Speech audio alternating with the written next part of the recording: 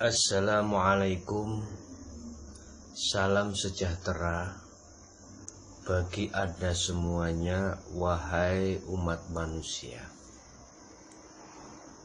Saudara-saudaraku dimanapun Anda berada, Alhamdulillah dalam kesempatan saat ini kita masih diperkenankan Allah bertemu dan bermuajah. Mudah-mudahan apa yang akan kami sampaikan dari fatwa-fatwa Allah untuk kita semuanya senantiasa diiringi dan disertai rahmat Allah Subhanahu wa Ta'ala. Dengan begitu nanti akan tidak hanya menjadikan satu ilmu ini bermanfaat, akan tetapi juga dampak di dalam hati kita akan mencapai satu ketenangan hidup. Bapak Ibu hadirin rahimakumullah. Tema yang saya ambil dari satu hadis qudsi yang dikatakan bahwasanya man arafa nafsahu faqad arafa rabbahu. Barang siapa yang tahu dirinya, man arafa utawi sapane wong iku arafa ngerti sapa man nafsahu ing awak dhewe ni man, faqad arafa mongko yekti temen-temen bakal ngerti sapa man robbahu ing pangerane man. Barang siapa yang kenal dan tahu dirinya itu siapa, maka betul-betul dia akan tahu Tuhannya. Maksudnya adalah hidup yang ada pada diri Siman tadi, hidup yang ada pada diri kita sebagai manusia, itu hidupnya siapa? Kalau kita tahu bahwasanya ini bukan hidup kita sebagai manusia, dengan dasar sifat hakikatnya manusia adalah al-maut, mati. Lah, lawan katanya mati sifat adalah hidup. Dan ini menjadi sifat hakikatnya Allah.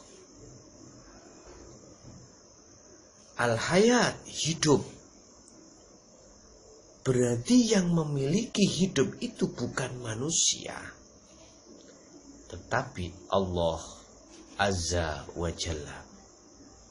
Siapa yang tahu terhadap dirinya bahwasanya hidup ini bukan hidupnya manusia semata-mata, akan tetapi ini hidupnya Allah, maka dia jelas faqad arafa rabbahu.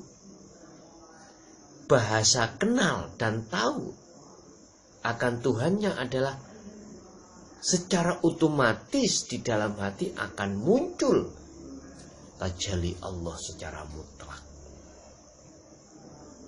Dan ini tempatnya tidak di akal, tapi di hati.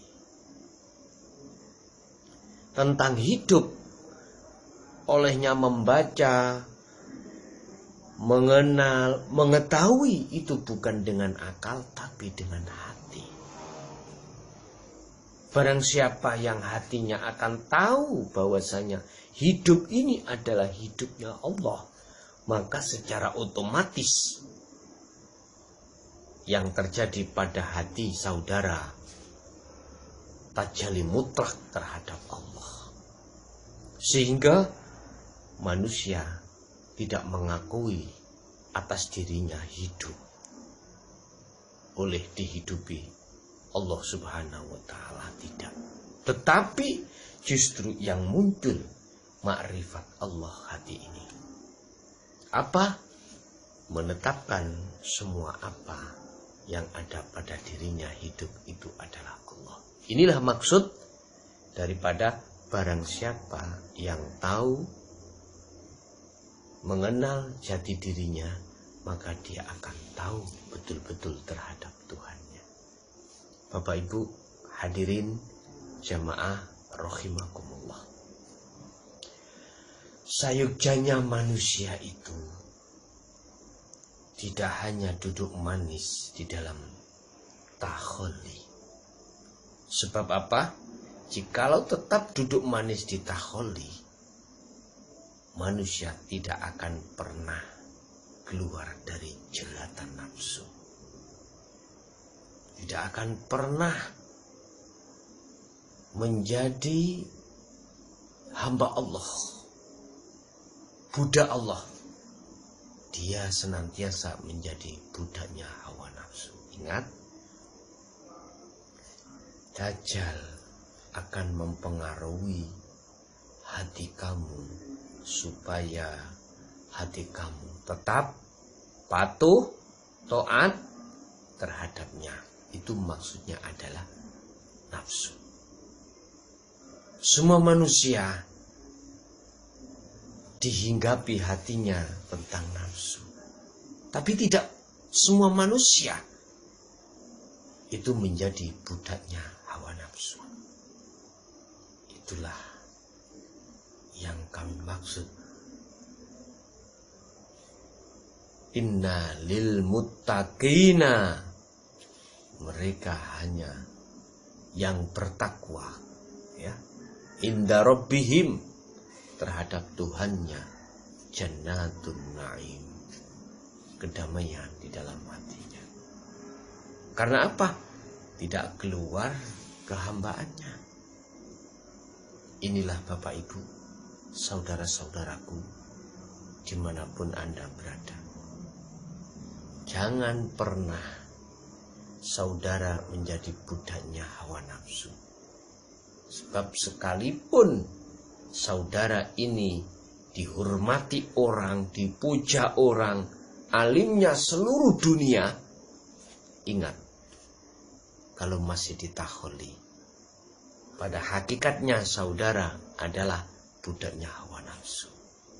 Cuman saja yukhadi'unallaha walladzina amanu wa ma yahda'una illa anfusahum wa ma yash'urun. Tidak merasa kalau saudara sebenarnya memungsuhi Allah dan orang-orang yang beriman terhadapnya. Dan itu saudara tidak akan pernah mengerti kalau itu merugikan saudara sendiri. Oke, sedikit apa yang kami sampaikan. Mudah-mudahan betul-betul menjadikan satu perubahan dalam hati saudara untuk melakukan apapun.